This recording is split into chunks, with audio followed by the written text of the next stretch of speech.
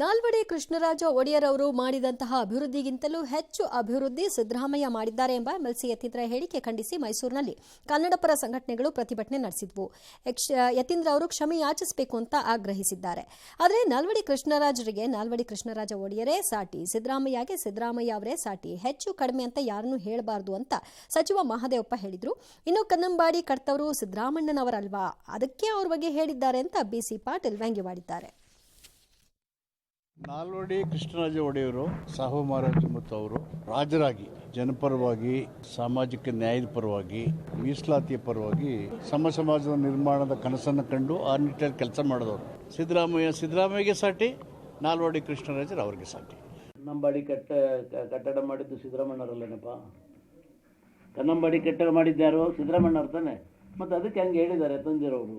ಅಲ್ಲಿಂದ 88 kg ಇದ್ದವರು ಈಗ 72 kg ಬಂದಿದ್ದಾರೆ. ಅಂದ್ರೆ 16 kg ವೆಯ್ಟ್ ಲಾಸ್ ಮಾಡ್ಕೊಂಡಿದ್ದಾರೆ. ಮೊದಲ ದಪ್ಪ ಬಾಳದಿ ಎಷ್ಟು ಮೇಯ್ ಬಿಟ್ಟಿದಿ, ಎಷ್ಟು ದಪ್ಪದಿ ಅಂತೇಳಿ ನನ್ಗೆ ಹಾಶ್ ಮಾಡ್ತಿದ್ದು. ಈಗಿಲ್ಲ, ಈ ಸಲ ಬಾಳ ಸಣ್ಣ ಹುಡುಗಿಗತೆ ಕಾಣತ್ತೆ ನನಗೆ ಜನರು ಅಂತ. ಇದಕ್ಕೆ ಯಾವ ಸೈಡ್ ಎಫೆಕ್ಟ್ ಇಲ್ಲ. ನನ್ನ ಜೀನಿ ಸ್ಲಿಮ್ ತಗೊಂಡ್ ಫುಲ್ ಖುಷಿ ಇದನ್ನೀಗ. ಮೈಸೂರು ಡ್ರಗ್ಸ್ ಮಾಫಿಯಾದ ಕೇಂದ್ರ ಸ್ಥಾನವಾಗ್ತಾ ಇದೆಯಾ ಅನ್ನುವಂತಹ ಪ್ರಶ್ನೆ ಇವತ್ತು ಎದುರಾಯಿತು. ಕಾರಣ, ಡ್ರಗ್ ತಯಾರಿಕೆಗೆ ಮೈಸೂರು ಸೇಫ್ ಸ್ಥಳ ಅನ್ನಿಸುವಂತಹ ಪರಿಸ್ಥಿತಿ ಹುಟ್ಟುಹಾಕಿದೆ. ಕಾರಣ, ಮೈಸೂರಿನಲ್ಲಿ ನಿನ್ನೆ ರಾತ್ರಿ ಭಾರೀ ಪ್ರಮಾಣದ MDMAಯನ್ನ ಪೊಲೀಸರು ವಶಕ್ಕೆ ಪಡೆದಿದ್ದಾರೆ. ಮಹಾರಾಷ್ಟ್ರ ಪೊಲೀಸರು ನಿನ್ನೆ ಖಚಿತ ಮಾಹಿತಿ ಮೇರೆಗೆ ಮೈಸೂರು ಹೊರವಲಯದ ರಿಂಗ್ ರಸ್ತೆ ಬಳಿ ಇರುವಂತಹ ಮಾದಕ ಪದಾರ್ಥಗಳ ತಯಾರಿಕಾ ಘಟಕದ ಮೇಲೆ ದಾಳಿ ಮಾಡಿ ಭಾರೀ ಪ್ರಮಾಣದ MDMA ವಶಕ್ಕೆ ಪಡೆದ್ರು. 50 kgಗೂ ಹೆಚ್ಚು ಪ್ರಮಾಣದ MDMA ವಶಕ್ಕೆ ಪಡೆಯಲಾಗಿದೆ. ಮೈಸೂರಿನಲ್ಲಿ ಡ್ರಗ್ಸ್ ತಯಾರಿಸಿ ಮಹಾರಾಷ್ಟ್ರ ಸೇರಿದಂತೆ ದೇಶ ವಿದೇಶಗಳಿಗೆ ಸರಬರಾಜು ಮಾಡುತ್ತಿದ್ದ ಬಗ್ಗೆ ಮಾಹಿತಿ ಲಭ್ಯವಾಗಿದೆ. ರಾಜ್ಯದಲ್ಲಿ ಮುಂಗಾರು ಬಿತ್ತನೆ ಕಾರ್ಯ ಜೋರಾಗಿರೋ ಹೊತ್ತಲ್ಲೇ ರಸಗೊಬ್ಬರದ ಅಭಾವವೂ ಕೂಡ ತಲೆದೋರಿದೆ.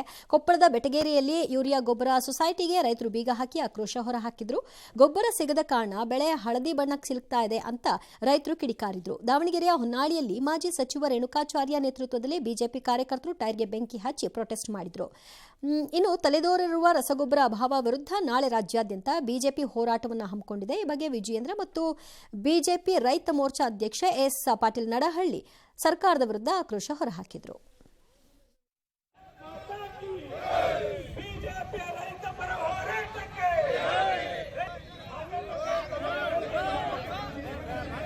ರಾಜ್ಯದಲ್ಲಿ ಮುಂಗಾರು ಆರ್ಭಟ ಮುಂದುವರೆದಿದೆ. ಕೊಪ್ಪಳದ ತುಂಗಭದ್ರಾ ಡ್ಯಾಂನಲ್ಲಿ ಸದ್ಯಕ್ಕೆ 1 ಲಕ್ಷ ಕ್ಯೂಸೆಕ್ ನೀರನ್ನ ನದಿಗೆ ಬಿಡಲಾಗಿದೆ.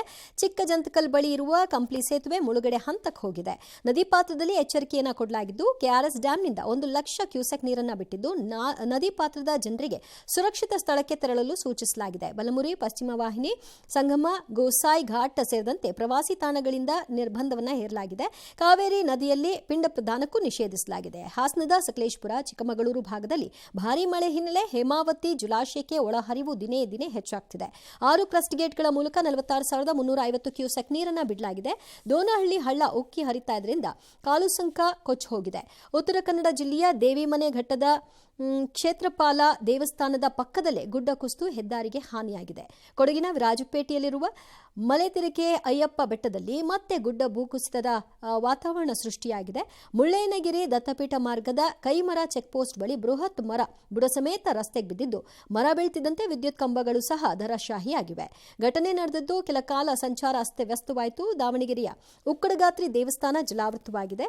ಹಾವೇರಿಯಲ್ಲಿ ಒಂದೇ ದಿನ 2 ಕೆರೆಯ ಏರಿ ಒಡೆದು ಅವಾಂತರ ಸೃಷ್ಟಿಯಾಯಿತು. ಯಾದಗಿರಿ ತಾಲೂಕಿನ ಹತ್ತಿಕುಣಿ ಬಳಿಯ ಜಲಾಶಯ ಭರ್ತಿಯಾಗಿದೆ.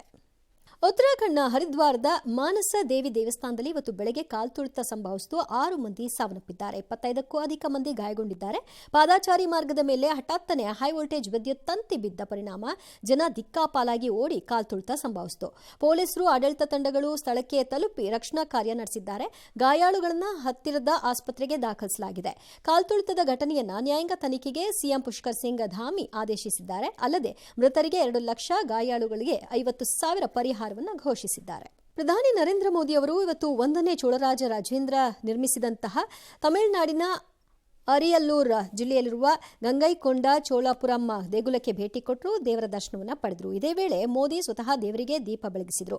ಆದಿ ತಿರುವತ್ತಿರಾಯಿ ಉತ್ಸವದಲ್ಲಿ ಭಾಗಿಯಾಗಿ ಚೋಳರಾಜ ರಾಜೇಂದ್ರ ಹುಟ್ಟುಹಬ್ಬ ಹಿನ್ನೆಲೆ ರಾಜನ ಸ್ಮರಣಾರ್ಥವಾಗಿ ನಾಣ್ಯವನ್ನು ಬಿಡುಗಡೆ ಮಾಡಿದರು. ಬಳಿಕ ಬೃಹತ್ ರ್ಯಾಲಿ ನಡೆಸಿದರು. 4,800 ಕೋಟಿ ರೂಪಾಯಿ ಅಭಿವೃದ್ಧಿ ಯೋಜನೆಗಳಿಗೆ ಚಾಲನೆ ಕೊಟ್ಟರು.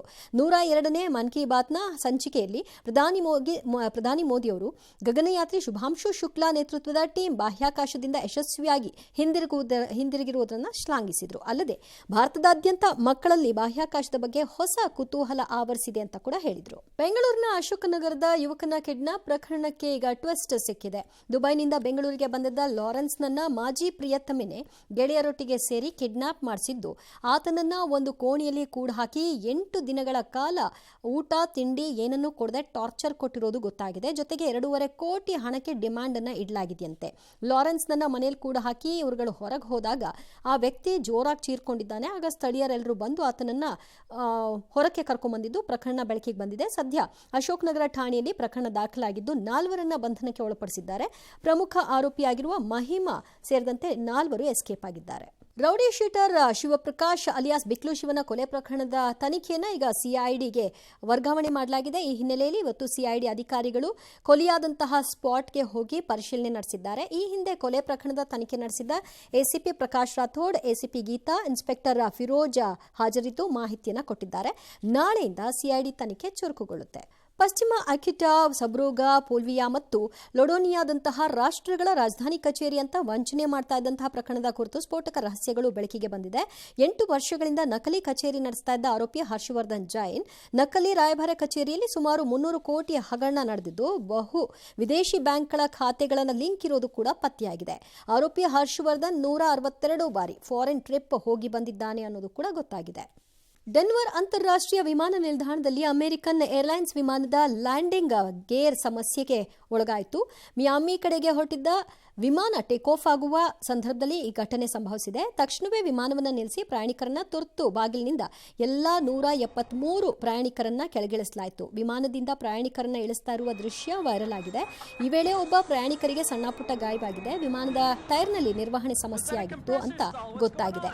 ಅಧಿಕಾರಿಗಳು ಬೆಂಕಿಯನ್ನು ನಂದಿಸಿದ್ದಾರೆ ಮತ್ತು ಘಟನೆಯ ಬಗ್ಗೆ ತನಿಖೆ ನಡೆಸ್ತಾ ಇದ್ದಾರೆ.